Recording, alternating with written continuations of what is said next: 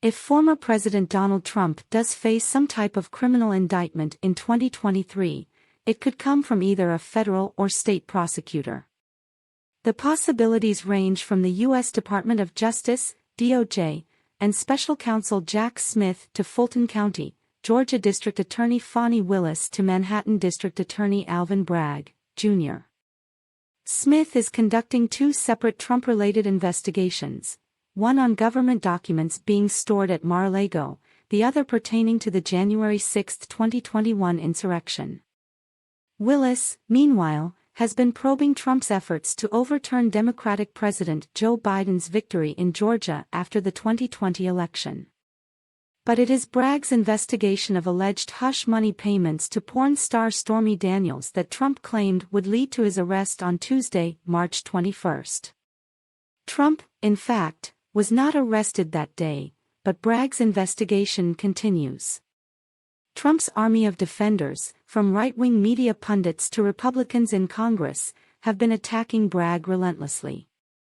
And former federal prosecutor Dennis Aftergut, who now serves as counsel for the group Lawyers Defending American Democracy, slams MAGA attacks on Bragg as disingenuous in a biting article published by the conservative website The Bulwark on March 22.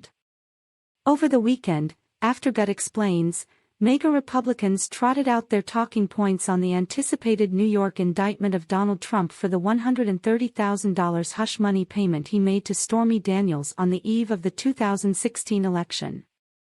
If the allegations are true, buying her silence to prevent a second Access Hollywood-type scandal, the payment was allegedly made days after that infamous recording was released, may well have preserved his ultimately successful bid for the presidency. The former federal prosecutor notes that Trump defenders in Congress who have been attacking Bragg range from House Speaker Kevin McCarthy, Republican California, to House Judiciary Committee Chairman Jim Jordan, Republican Ohio. McCarthy described Bragg's probe as political vengeance. And in a performative letter to Bragg dated March 20, 2023, Jordan, along with Representative James Comer, Republican Kentucky, and Representative Brian Steil, Republican Wisconsin, accused Bragg of committing an unprecedented abuse of prosecutorial authority.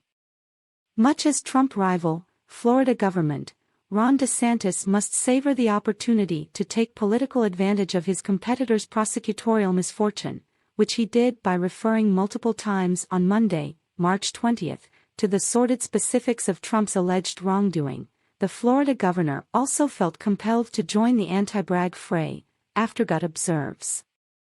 DeSantis said that when a prosecutor goes after hush money paid to a porn star many years ago, it's pursuing a political agenda and weaponizing the office. Aftergut goes on to explain why MAGA talking points against Bragg and other prosecutors are bogus.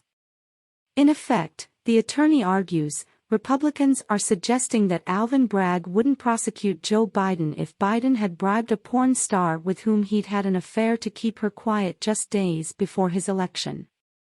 As for the suggestion that in political cases, the Manhattan DA prosecutes only Republicans, perhaps those drafting the MAGA talking points should check the record. In 2015, Bragg was the prosecutor who convicted Democratic State Senate Majority Leader Malcolm Anthony Smith for public corruption and bribery. Demagoguery is never a good look, and sooner or later, it's politically self-destructive. In November 2024, these Republican demolitionists may find it's their House majority that voters decide to flatten.